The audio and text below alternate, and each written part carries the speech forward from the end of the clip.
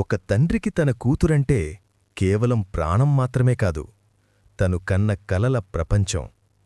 కాని ఆ ప్రపంచం ఒక్కసారిగా చీకటిమయమైతే, తను కంటికి రెప్పలా కాపాడుకున్న ఆ ప్రాణం కనుమరుగైతే, ఆ తండ్రి పడే ఆవేదన, సమాజం అడిగే ప్రశ్నలు వెరసి daughter of Prasad Rao.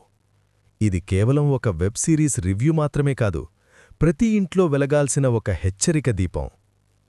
Daughter of Prasad Rao web series review. కథ: ప్రసాద్ రావ్ అంటే రాజీవ్ కనకాల, తన కూతురు స్వాతి అంటే వాసంతిక అంటే ఎంతో ప్రాణం. ఆమెకు హైదరాబాద్లో ఉద్యోగం రావడంతో అయిష్టంగానే పంపిస్తాడు. అయితే ఒకరోజు స్వాతి అదృశ్యమవుతుంది. పోలీసులు వెతుకుతున్నా ఫలితం లేకపోవడంతో తండ్రి స్వయంగా రంగంలోకి దిగి తన కూతురు ఏమైందో తెలుసుకునే ప్రయత్నం చేస్తాడు.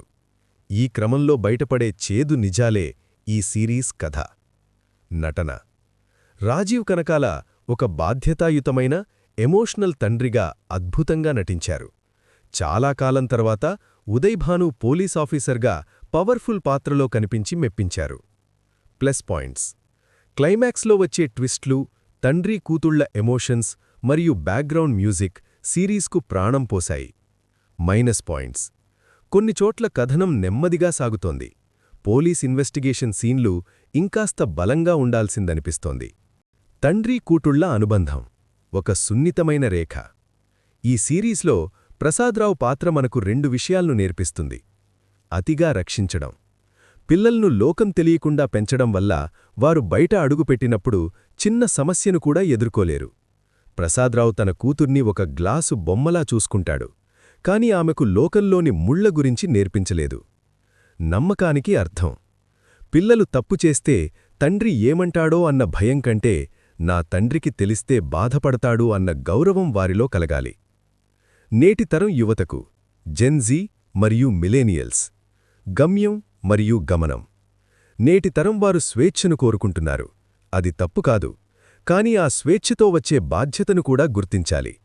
అంశం: ప్రస్తుత పరిస్థితి, ఉండవలసిన మార్పు. నిర్ణయాలు: స్నేహితుల మాటలకు ప్రభావితమవడం, తల్లిదండ్రుల అనుభవాన్ని, స్నేహితుల ఉత్సాహాన్ని బ్యాలెన్స్ చేయడం.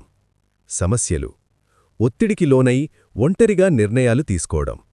ఏదైనా ఇబ్బంది వస్తే ఫస్ట్ కాల్ ఇంటికే చేయాలి. సోషల్ మీడియా: వర్చువల్ ప్రపంచమే నిజమని నమ్మడం. వెనుక ఉన్న ముఖం ఎవరిదో తెలియకుండా ఎవరినీ నమ్మకూడదు. రూటింగ్ ఫ్రమ్ చైల్డ్హుడ్: పిల్లలు పెరిగి పెద్దయ్యాక వారితో స్నేహం చేయడం కంటే వారు చిన్నగా ఉన్నప్పుడే ఆ పునాది వెయ్యాలి. లింగ వివక్ష లేని పెంపకం: నువ్వు ఆడపిల్లవి ఇది చెయ్యకూడదు అని కాకుండా, నువ్వు మనిషివి, నిన్ను నువ్వు ఎలా కాపాడుకోవాలో నేర్చుకో అని పెంచాలి. అబ్బాయిలకు ఇతరులను గౌరవించడం నేర్పించాలి. విఫలమవడం నేర్పండి: పిల్లలు ఎప్పుడూ గెలవాలని కోరకండి. ఓడిపోయినప్పుడు లేదా తప్పు చేసినప్పుడు ఎలా నిలదొక్కుకోవాలో నేర్పండి. అప్పుడే వారు జీవితంలో ఎదురయ్యే వైఫల్యాలకు భయపడి పారిపోరు. డిజిటల్ అవేర్నెస్: స్మార్ట్ఫోన్ ఇచ్చే ముందు దానివల్ల కలిగే లాభనష్టాలను వారికి అర్థమయ్యేలా చెప్పాలి. సైబర్ క్రైమ్ అంటే ఏంటో ప్రాథమిక అవగాహన కల్పించాలి. 4. తల్లిదండ్రులు చెయ్యకూడని పనులు. The don'ts for parents. పోలికలు: పక్కింటి పిల్లలతో పోల్చడం వల్ల పిల్లల్లో మీపై ద్వేషం పెరుగుతుంది. వారిలోని ప్రత్యేకతను గుర్తించండి.